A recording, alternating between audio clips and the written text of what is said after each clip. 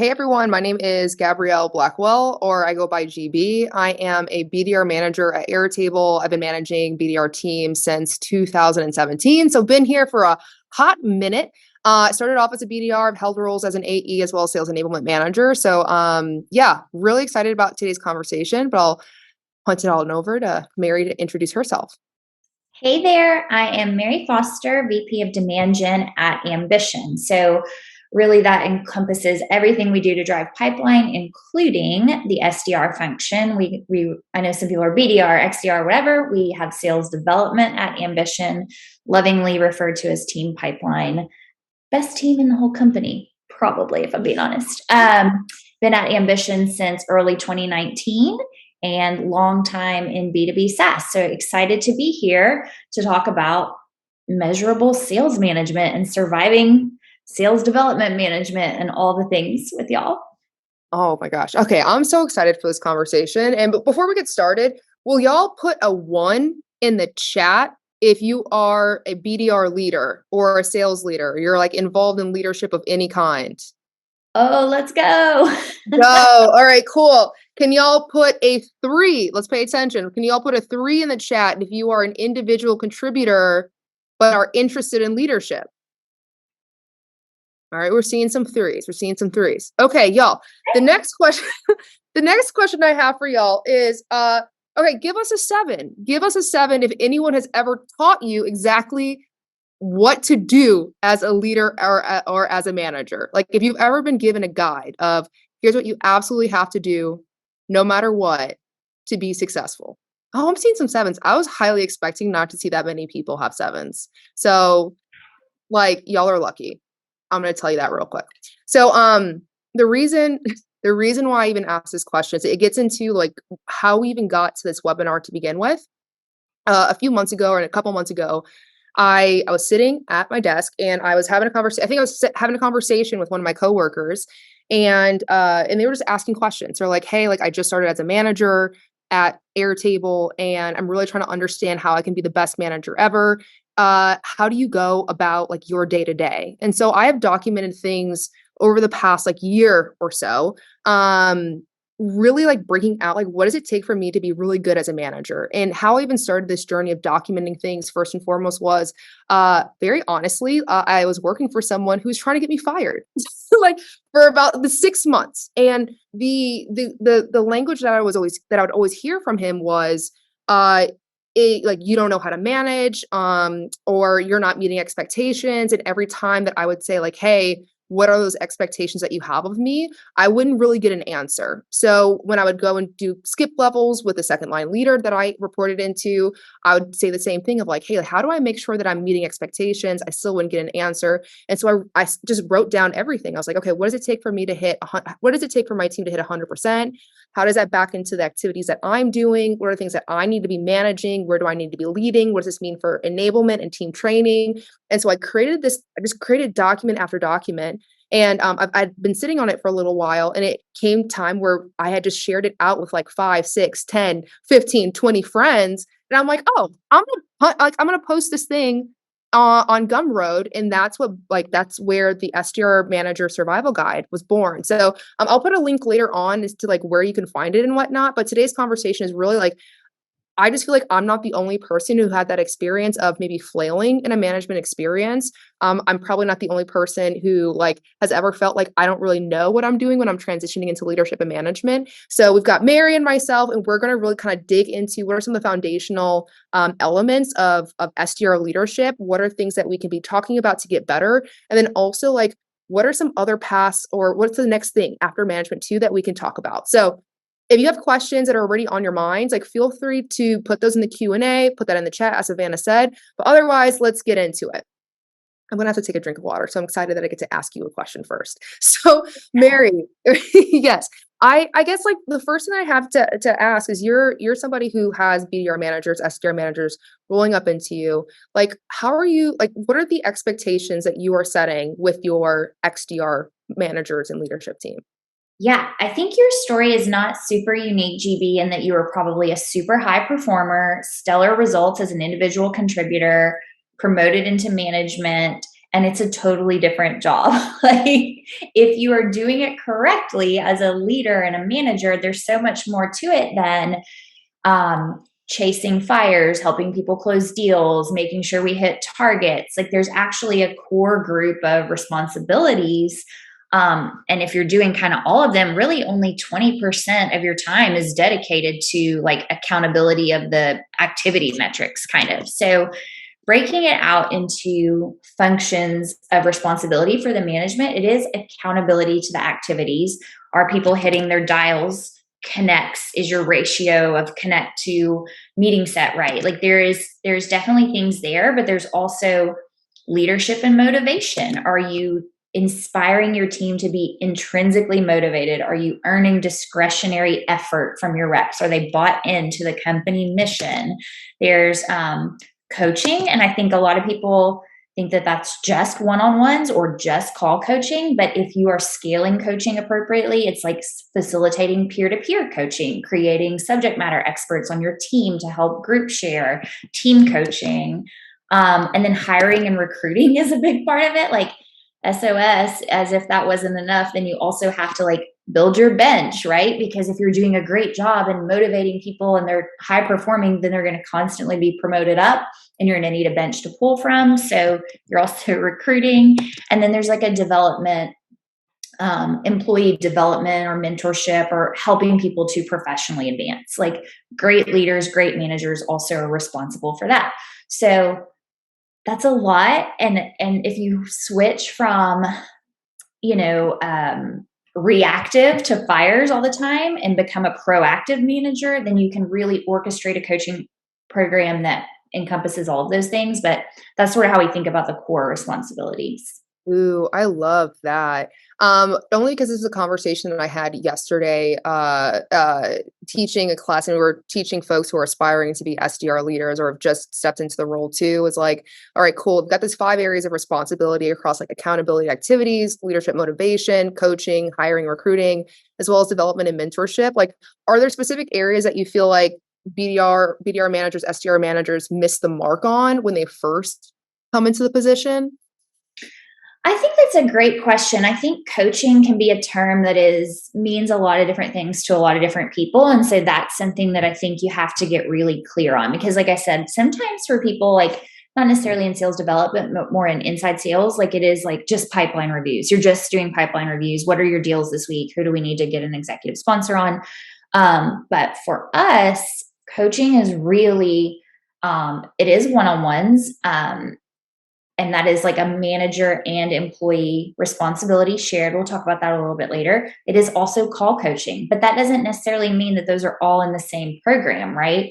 So for us, call coaching sometimes takes shape in what we call call camp.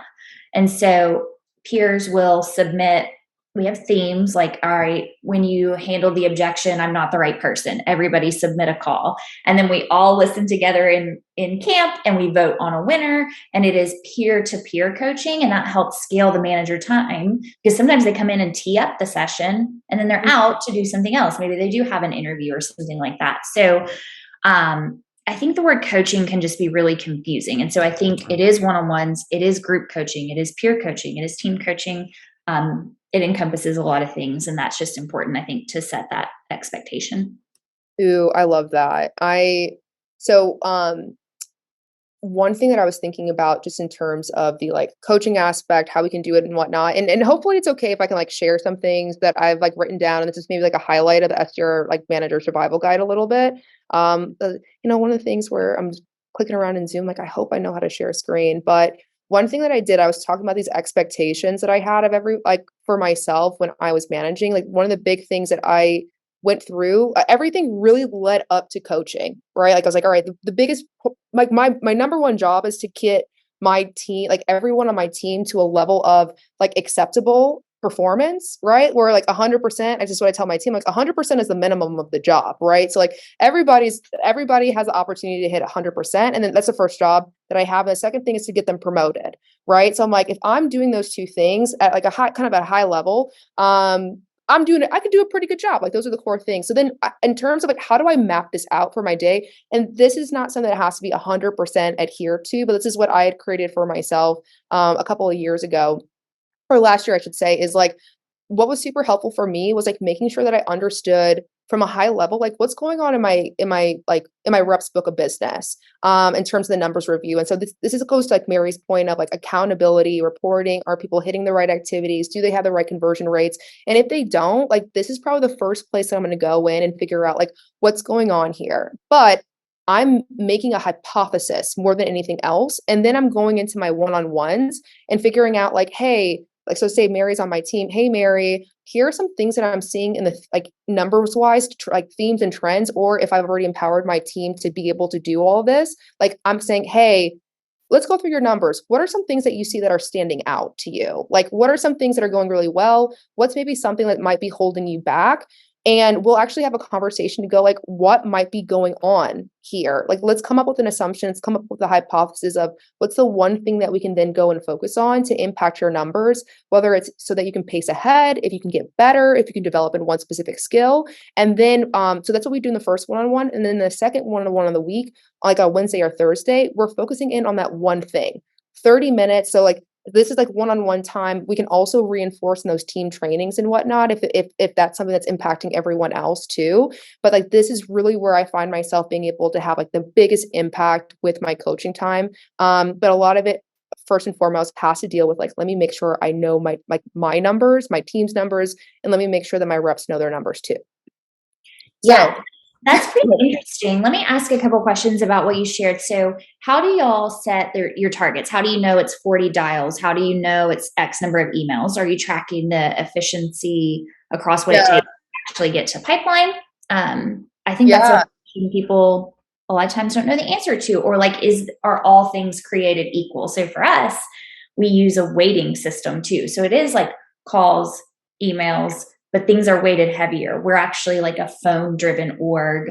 Most of our meetings come from cold callings. And so that in your scorecard is going to be weighted more heavily. So curious how you think about those activity metrics. Okay, I'm the worst. Like I'm like a second line leader's worst nightmare of a manager when it comes to activities. I'm going to be honest with you.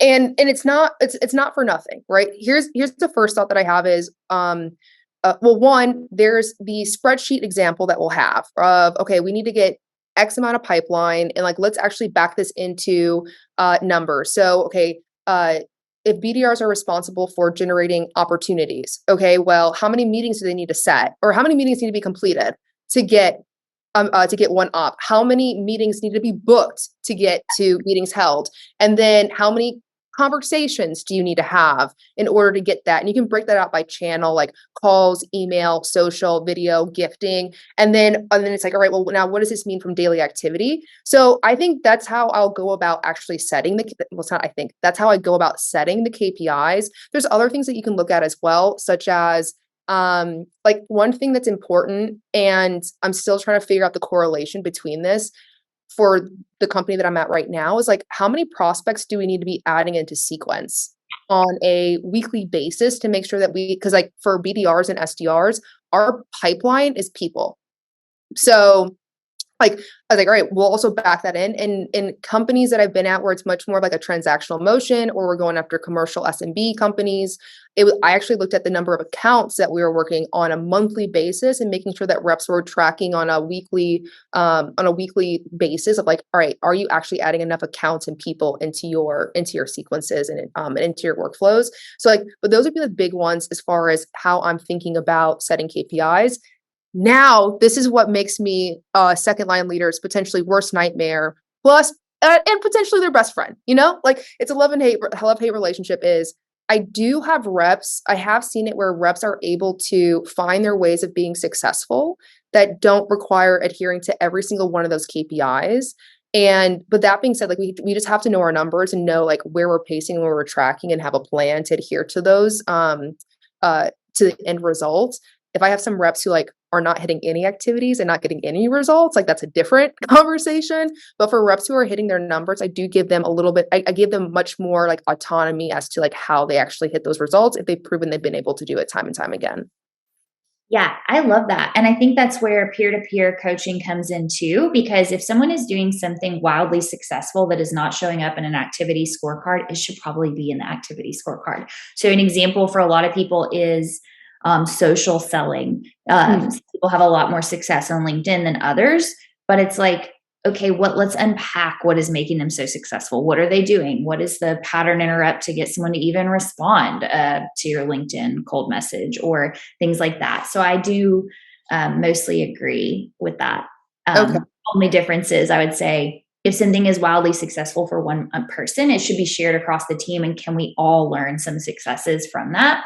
One other thing that you kind of shared a little bit that I thought was interesting around metrics, when we think about goal attainment or quota attainment or team attainment, for the manager, for managing like how GB is doing as a manager versus how your counterpart is doing as a manager, I like to not just look at total team attainment, but percent of reps to attainment, because you might have a couple of A plus over producers that get you to goal, right? Like you might be trending to 100% to team goal for meetings or whatever it is, but what percentage of reps are actually to quota? Is it just a couple of all stars and then everyone else is struggling?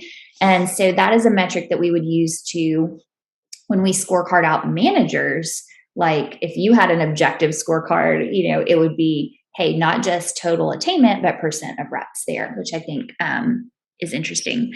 One question that came through the chat from Matt was, how many accounts should reps work per week, and how do you go about figuring out that metric? I'm assuming, Matt, that you run an account-based model is kind of maybe why you're asking that. We do similar ratios at the account level. So what is our, because some things are in enterprise versus velocity or whatever, we sometimes will multi-thread or set multiple opportunities. Obviously it's different for everyone, but it's a very similar formula of like, how many logos are you looking to close? And then you walk it backwards that way. So on average, our reps needed about 200 accounts, I think, per quarter when we were doing it. We've switched to now like in a real-time intent-based model. So reps are constantly getting new accounts. So we don't manage it the same way anymore, but it's a very similar motion of like, how many accounts were they working? What percent of your accounts were you getting meetings with? Not just contacts, because you might be working multiple contacts, but what percent of accounts are you getting meetings with, and how many meetings at those logos go on down? So it's very similar. Okay. Right. I've got, I can share something that I've used to figure some of this stuff out, like thinking about, all right, if it's for like SDRs and BDRs, like how many accounts do they need to be working? And I will say like this metric, I'm using this now and we're going after strategic accounts. It tells me nothing. Like that metric means absolutely nothing to me right now. But when my reps were working accounts where maybe the deal cycle was like 45 to 90 days, like it made a lot more sense, and we can just like take action on it way better. Something that I did to help myself out was, and this is probably like not the most like beautiful thing in the world, but it helped me figure it out. Like I would actually just take every single one of my reps and I'd look at what are the KPIs that I care the most about, from like calls to convos, the conversion rates that are there as well. And I also looked at accounts. So I would just map it out and go, okay, like I've got some, if I just wanted to look at accounts worked, and then look at like account to op created.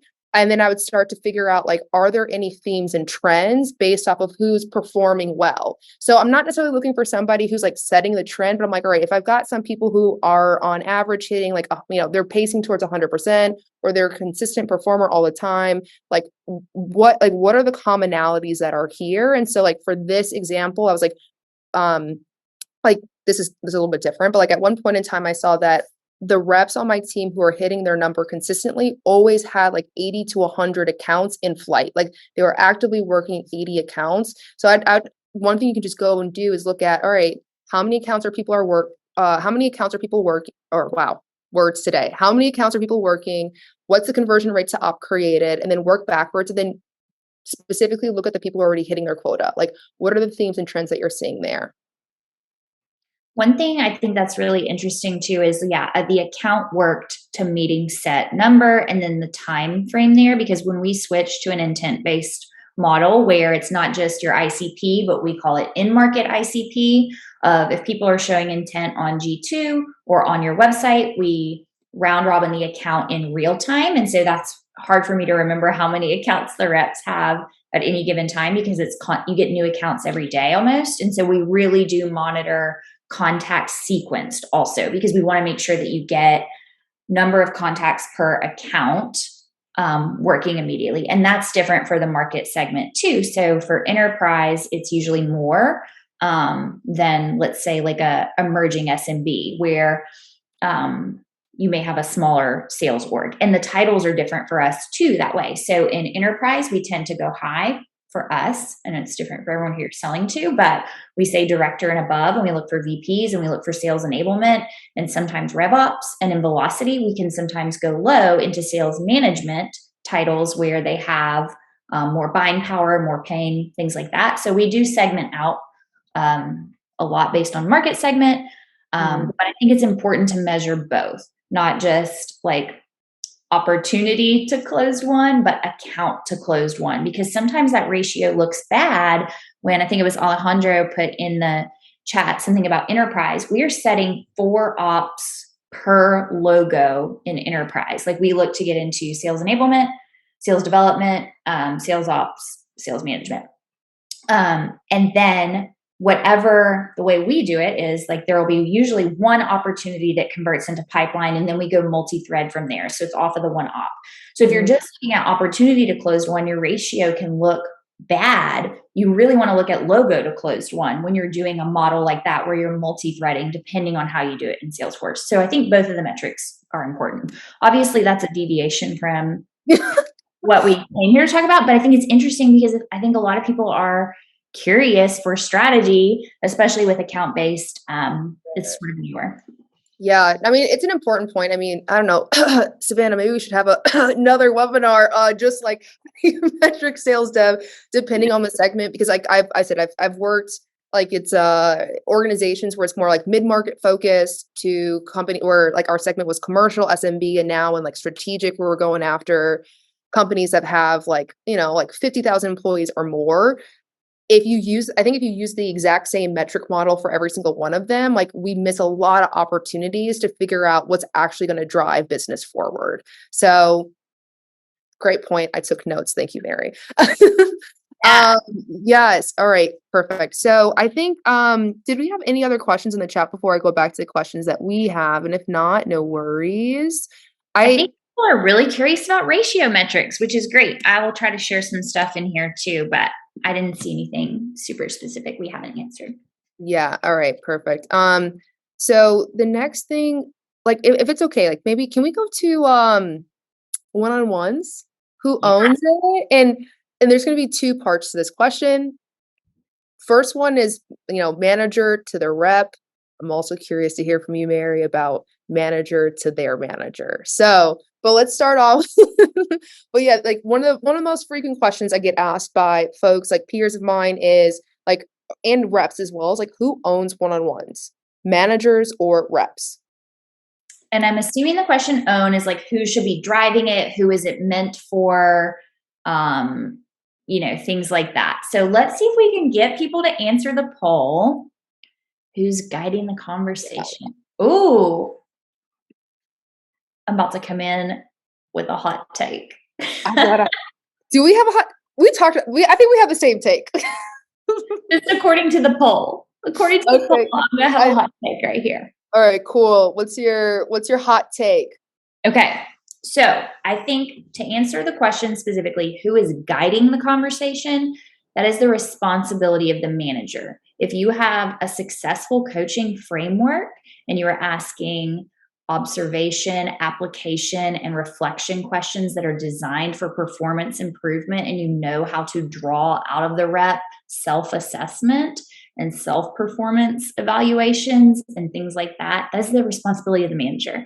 It is not just coming to shoot the shit, even if the person feels good when you leave. That is not what it's for. It is for performance improvement, employee development, mentorship, a lot of things. So I think the manager is tasked with guiding the conversation.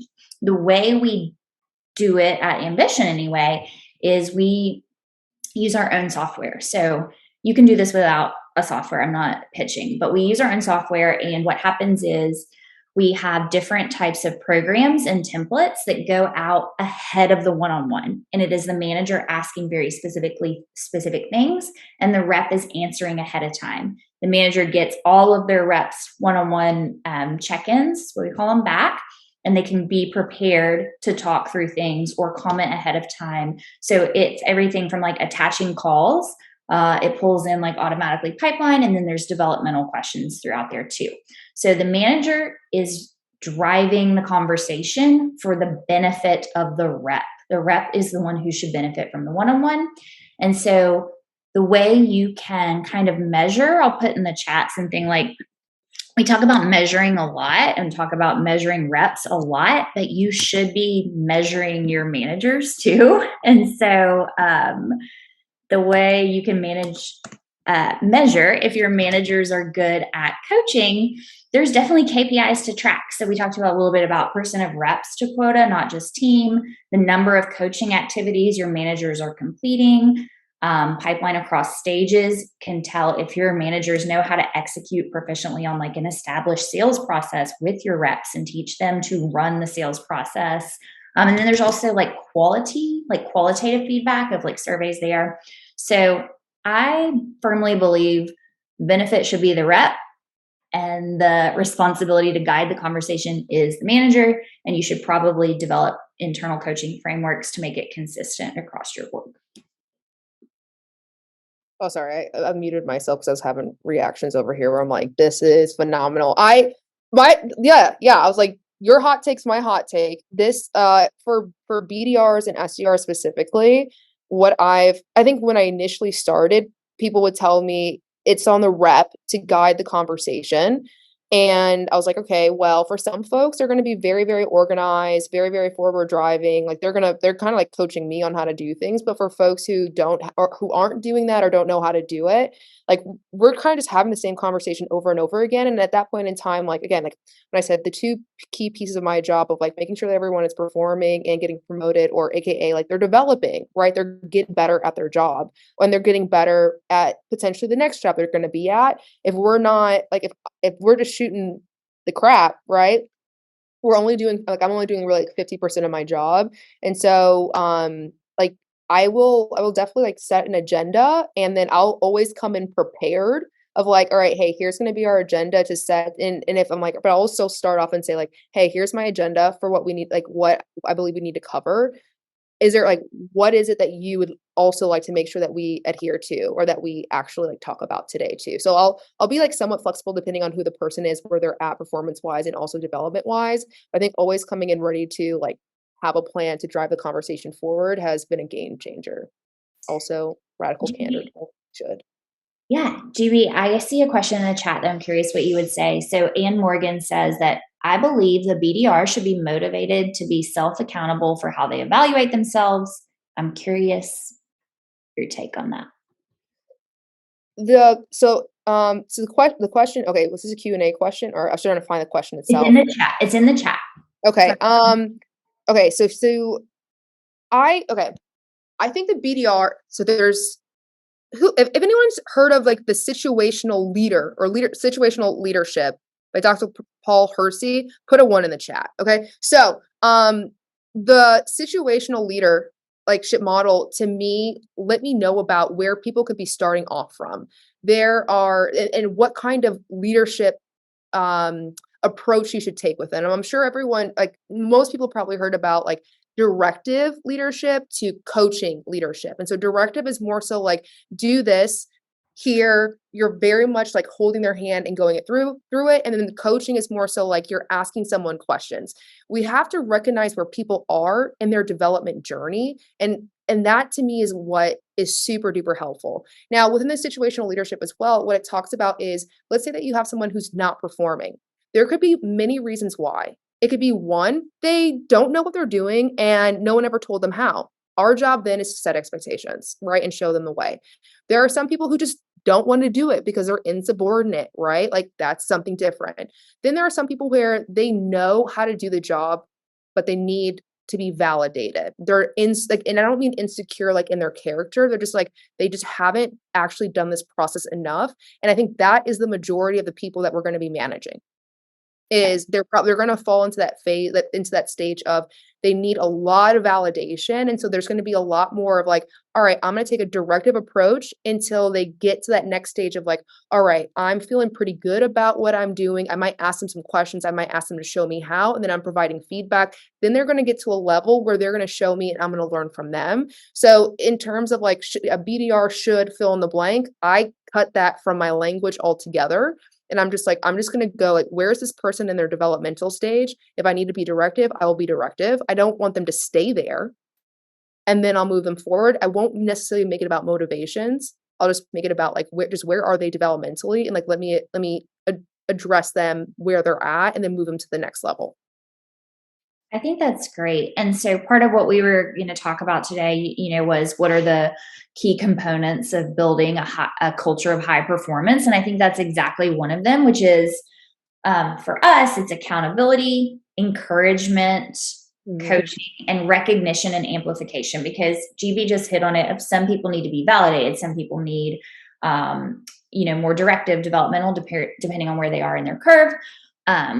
I do think it is the sales manager's job to create people who are intrinsically motivated. You can also hire for that. But to Ann Morgan's point, I don't know if this was a person you hired or you inherited or how it works, but I think you can start to hire for people who are intrinsically motivated, but it is still the manager's job to earn that discretionary effort.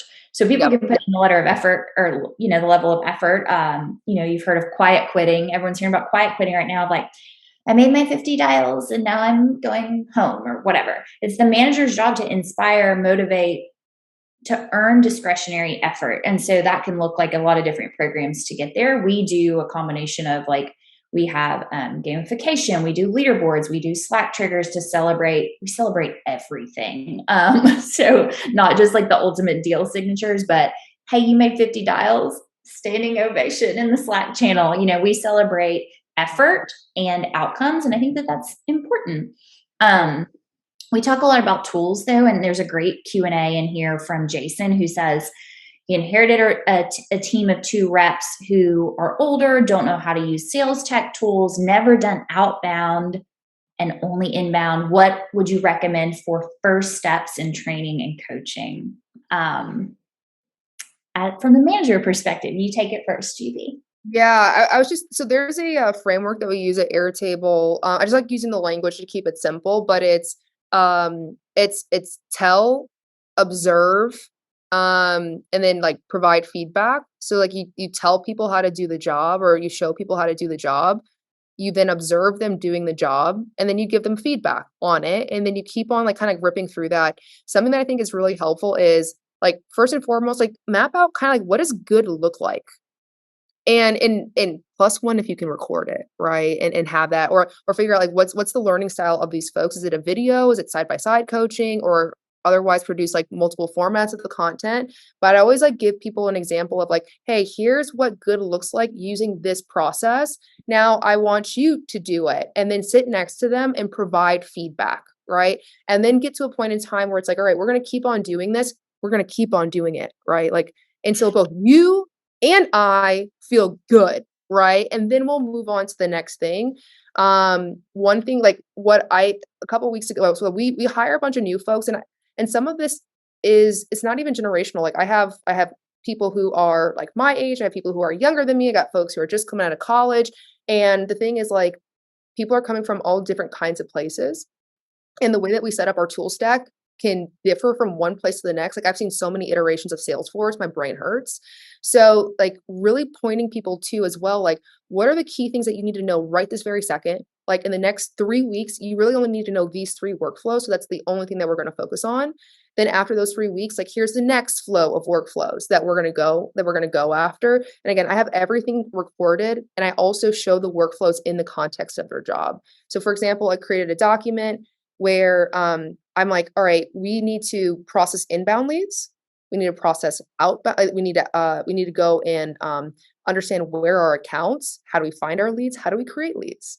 And so within the context of their job, I've created videos and it shows them as well, like, here's how you use the tool sets to support that workflow. So it's not just a workflow in a silo, but it's workflow in the context of their job. So like One, document the process, show them what good looks like, sit and, show them, and then have them show it to you, provide feedback, like shadow. And then the third piece is also like making sure that you're teaching the workflows within the tech stack, within the context of their job.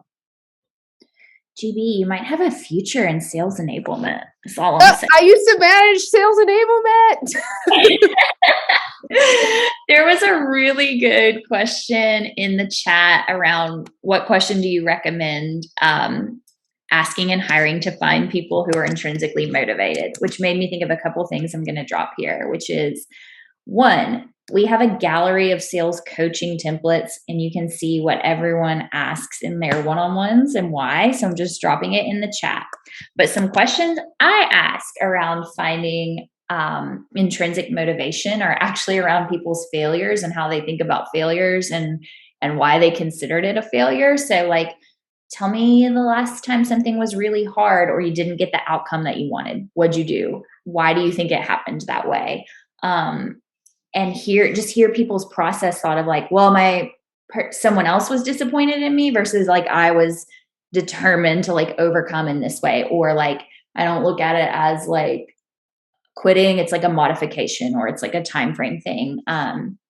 It's a great question. I don't have a perfect answer, a perfect science answer, but I do ask about things outside of work and particularly around challenges, failures, perceived failures, things like that, because I just want to hear how people think about them. Like I am a person who I would consider pretty intrinsically motivated for a lot of different ways. And it's usually very less about what my performance review comes back as and more how I perceive my performance. I think that can be like some people's nightmare.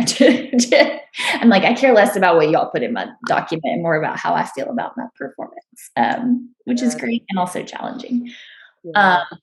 Unrelated hot question in the chat. Bad info or is anyone running into bad data with Zoom info? Shoot, I've been bad data all my life. Yeah, I don't want to be a hater, but I think it's all day, every day. I don't know. Yeah. I've got some hacks for Zoom info, by the way, if you really want to know some stuff. So I I do want to, I would like to have a crack at the answer for the motivation one, but for the Zoom info real quick is, just note that like with some of these like contact database folks, like the way that they'll acquire the numbers is they'll actually have like agents call into the company and find the information like manually. So all that means is like if you have like, let's say if you look at your prospects and you see that there are people who've only been at their new company for like, I don't know, less than a year, go look up in Zoom info their previous company and go see if you can find their name at the previous company. It probably has their direct information there. So like that's a nice little hack, right? It's just go look up their previous employer and see if you can find their previous contact their contact data from their previous employer. Probably find the information there. And you know what metric we track to see how like we feel about our data is calls to connect. Sometime when your connect rate is going down. So like tracking everything and knowing exactly what you would do about it and why. When we get into like, maybe we'll touch on some data stuff, but that is exactly one of like, what is our call to connect rate? Has it dropped? Is something causing that? Do we need to use like different phone number tactics or whatever? Is it our data? Something like that. So you can identify trends across the board more than just feeling it feels bad, you know?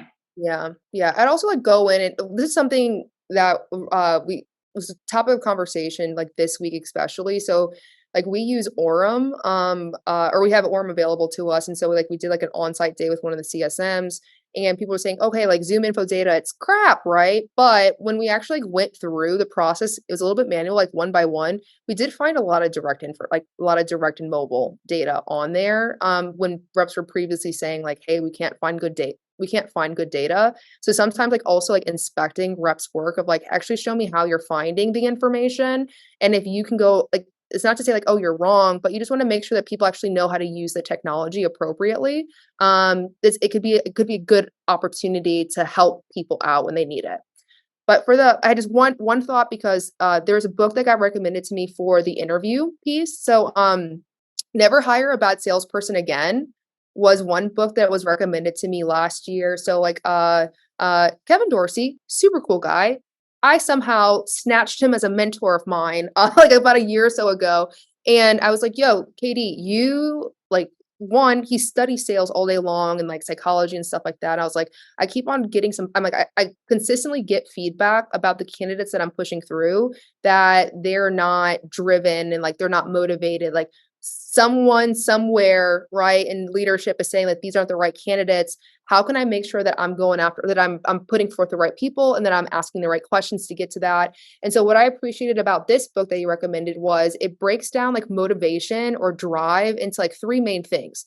There's the need to achieve, there's they take thrill in competition, and thirdly is like they're optimistic. And what this means to me is like for need to achieve, it's hey, like do they have a track record of achievement? And it could be in work, it could be in school, it can be in sports, it could be in volunteer services, but like you can just see that like time after time, like they're somebody who wants to achieve and doesn't really matter the arena that they're in. Like they've just proven that, right? Like so that's like one area.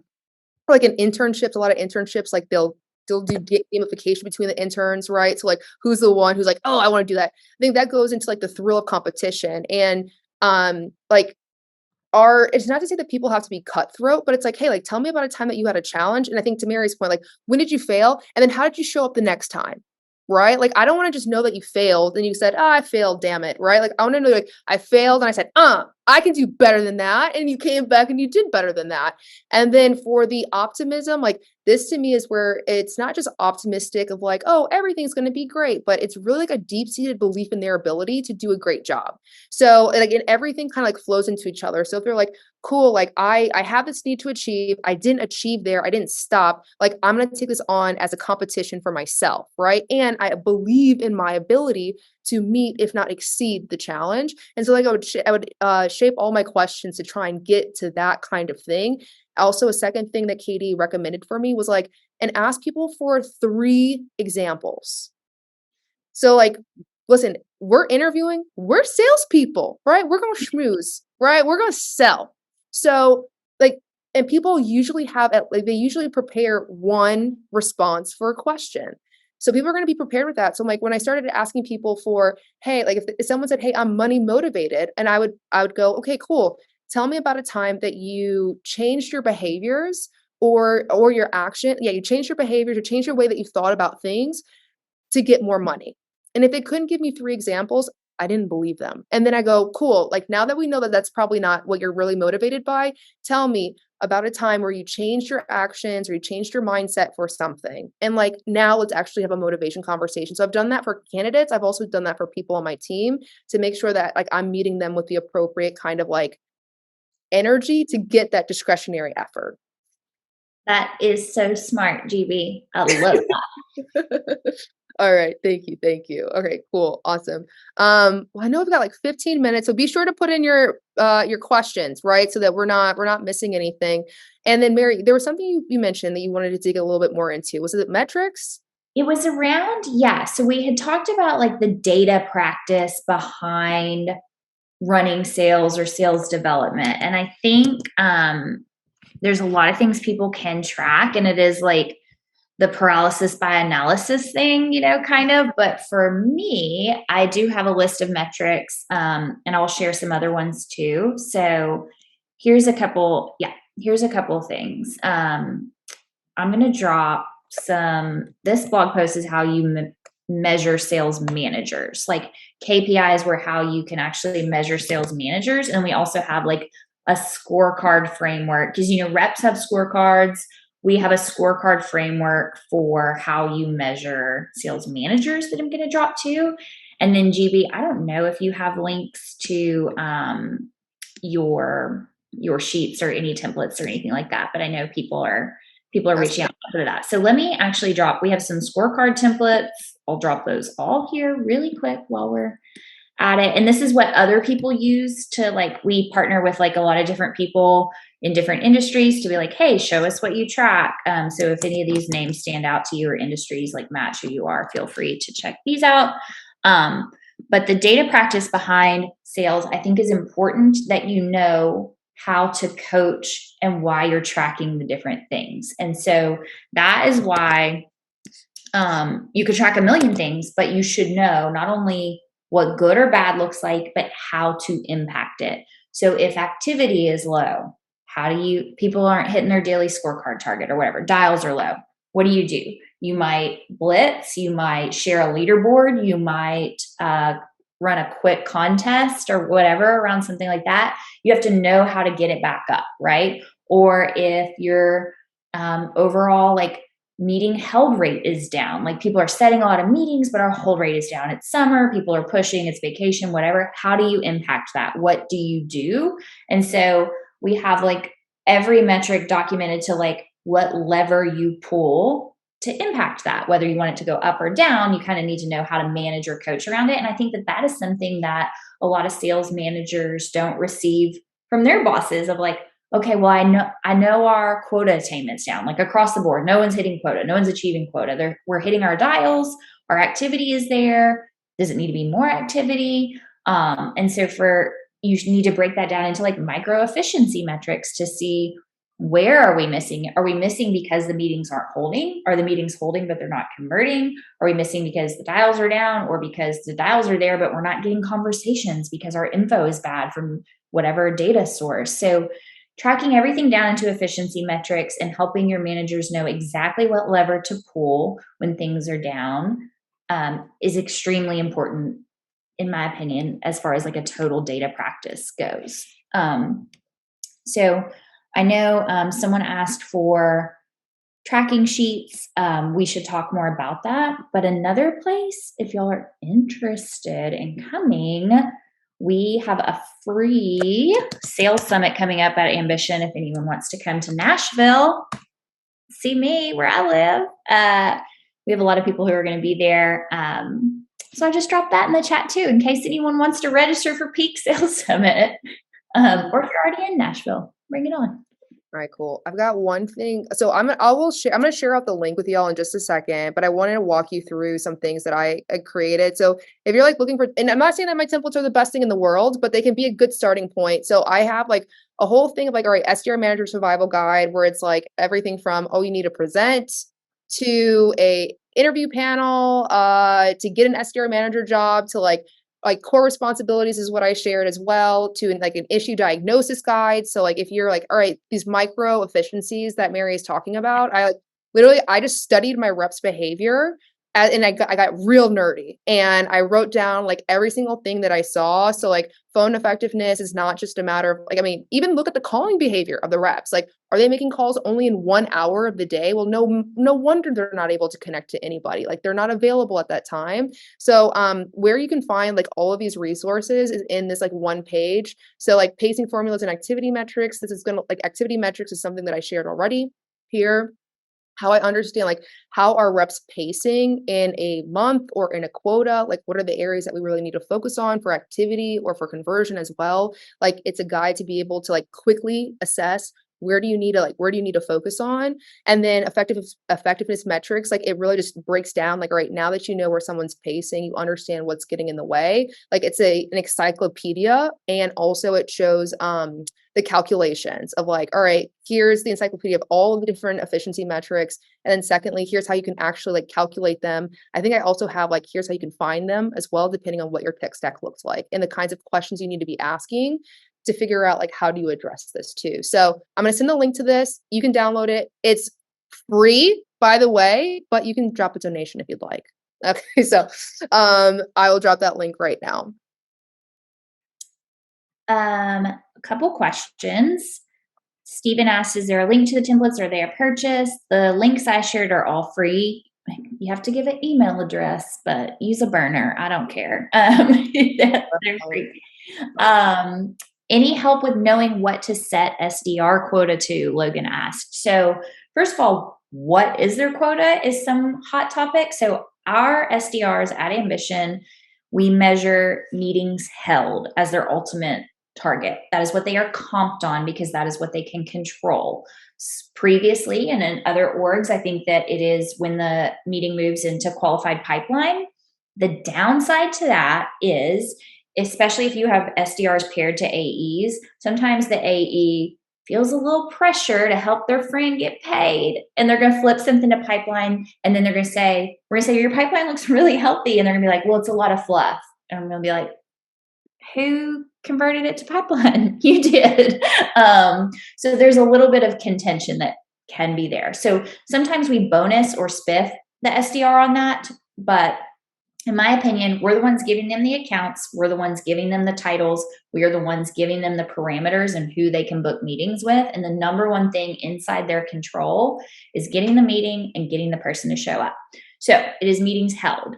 For how we set the number, it is what we talked about, what we call the blueprint. We know that X% of meetings held convert to pipeline. So based on the pipeline target, that is how we set our overall meetings held target.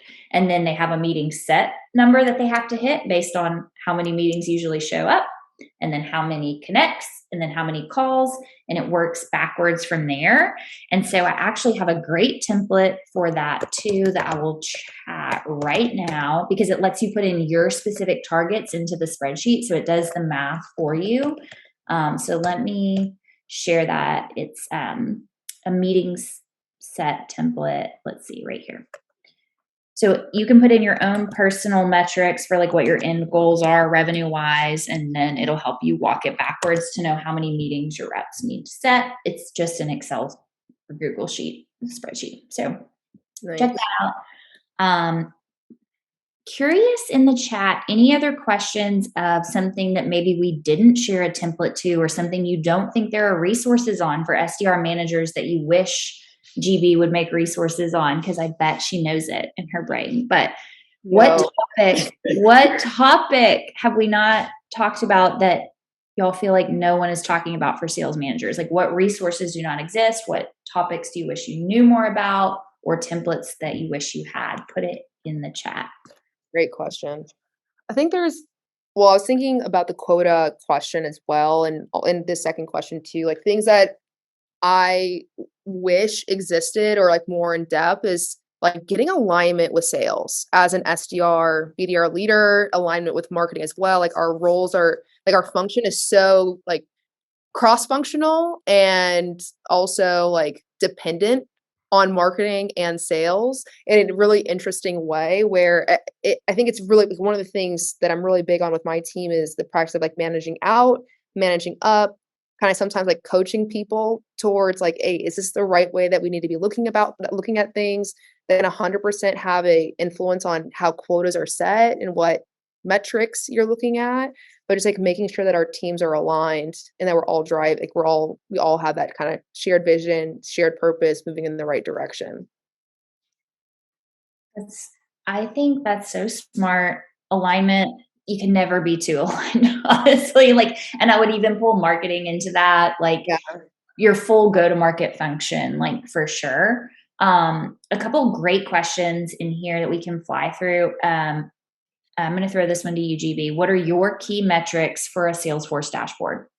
So key metrics that I look at is, so whatever you're compensating BDRs on, like that to me is at the very top. And then I look at like, what are like the indicators of like, are we moving in the right direction? So for us, it's like stage one opportunity. So I actually have two dashboards.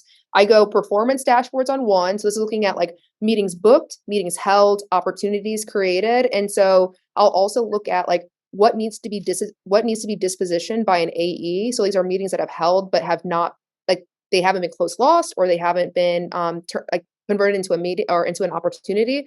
I'll also look at like anything that did not convert. What was marked as disqualified? Because sometimes like we mark things wrong. So I want to make sure that people get paid appropriately. So like that's something that I'll use just to kind of understand what's going on. I would be honest, that's more for me and my manager than it is for my reps. And then I also, so the activity dashboard, it looks at like, all right, here's where we're tracking as a team in terms of opportunity generation. But then I'll also look at like, just what are we doing on a daily and weekly basis for meetings being booked? And then I'll look at like calls, emails, LinkedIn on a daily basis, but also look at like, where are we tracking for the week? Because we do have a lot of weekly, like I do want to make sure they're pacing for a weekly mark as well. So like, those are the two dashboards that I have. Yeah. That's great. One question around, should a sales org decide to go intent-based model or vertical-based? I'll answer this really quickly. We still have an ICP, which encompasses certain verticals, but we leverage intent inside of that, and that is how we route accounts. So a great industry for us is other software people who sell software, people at sports team. We ticket sellers, logistics. We have some key verticals, and then when an account inside those ICP criteria shows intent, that is when it gets assigned to an SDR. Marketing is responsible for getting those to show intent. So we are leveraging digital ads, email marketing, et cetera, trying to get those accounts to show intent. As soon as they do, they round robin over. Another great question was around cadence creation and messaging. So I think we could both answer this because I think everyone does it differently. So someone asked, who is responsible for creating that at your companies?